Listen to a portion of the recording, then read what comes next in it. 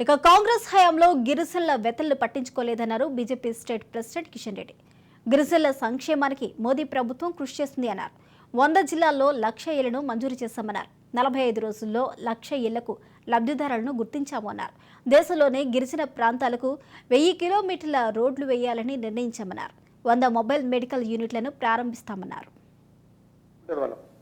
కాబట్టి అది కూడా దృష్టిలో పెట్టుకొని పోషకాహారము లాంటి సుస్థిరమైనటువంటి ఒక స్టేబుల్ ఫెసిలిటీస్ అలా కల్పించాలనేది ఈరోజు భారత ప్రభుత్వము మరొక విప్లవాత్మకమైనటువంటి నిర్ణయము, మరి ఒక బాధ్యతతో కూడినటువంటి నిర్ణయం తీసుకోవడం జరిగింది. ఈ యొక్క సుమారు దేశవ్యాప్తంగా చూసినట్లయితే 454 మండలాలు వచ్చినాయి. అంటే బ్లాక్స్ అంటాం, మన దగ్గర మండలాలు అంటే దేశంలో బ్లాక్స్ అంటాం. 454 బ్లాక్స్లలో వీళ్ళందరూ డివైడ్ అయి ఉన్నారు. అయినప్పటికీ కూడా రాష్ట్ర ప్రభుత్వాలన్నింటితోటి గత నవంబర్ నుంచి ఏదైతే కేబినెట్ అప్రూవల్ అయిన తర్వాత డిసెంబర్ నెలంతా కూడా వివిధ రాష్ట్ర ప్రభుత్వాలతో చర్చించి కార్యాచరణ ప్రణాళిక రూపొందించేటువంటి ప్రయత్నం చేయడం జరిగింది. దీన్ని హిందీలో ప్రధానమంత్రి జన్మన్ స్కీమ్ అంటాం. గిరిజన సంస్కృతికి తెలంగాణ సాంప్రదాయాలకు కూడా నరేంద్ర మోడీ గారు పెద్దపీట వేస్తా ఉన్నారు. ఈ యూనివర్సిటీ నాకు పూర్తి విశ్వాసం ఉంది. ఇది ఫుల్ పెడ్జెడ్గా ప్రారంభమైపోయిన తర్వాత ఖచ్చితంగా తెలంగాణలో ఉన్నటువంటి ప్రతి ట్రైబల్ యూత్, ట్రైబల్ స్టూడెంట్కు ఎన్నో రకాలుగా ఇది మేలు కలిగిస్తుంది. ఈరోజు ఏకలవ్య మోడల్ స్కూల్స్ అనేక పెద్ద ఎత్తున ఏర్పాటు చేస్తా ఉన్నాం.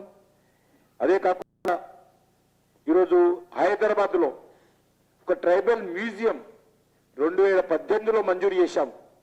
2018లో కేంద్ర ప్రభుత్వము తెలంగాణకు ట్రైబల్ మ్యూజియం కోసం మంజూరు చేస్తే దురదృష్టం ఏంటంటే మొన్నటి వరకు అధికారంలో ఉన్నటువంటి ప్రభుత్వము దానికి ల్యాండ్ కూడా ఇవ్వలేదు.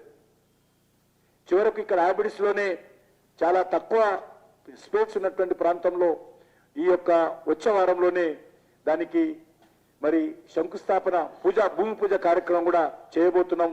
గిరిజనులు ఎక్కువగా ఉండేటువంటి ప్రాంతాల్లో అది భూపాలపల్లి, ఆసిఫాబాద్, భద్రాద్రి కొత్తగూడెం ఈ 3 జిల్లాలకు సంబంధించి అత్యంత వెనుకబడిన జిల్లాలుగా గుర్తించి వీటిని ఆస్పిరేషన్ డిస్ట్రిక్ట్స్ గా తెలంగాణలో ఈ 3 జిల్లాలను భూపాలపల్లి, ఆసిఫాబాద్, భద్రాద్రి కొత్తగూడెం ఈ 3 జిల్లాలను ఆస్పిరేషన్ డిస్ట్రిక్ట్స్ కింద మరి హోల్ ఆఫ్ గవర్నమెంట్ అప్రోచ్లో తక్కువ ఉంటుంది వాళ్ళం.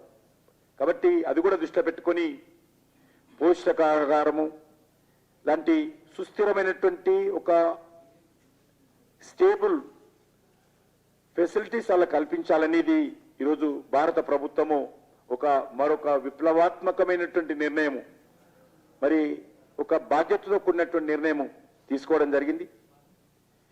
ఈ యొక్క సుమారు దేశవ్యాప్తంగా చూసినట్లయితే 454 మండలాలు వచ్చినాయి. అంటే బ్లాక్స్ అంటాం, మన దగ్గర మండలం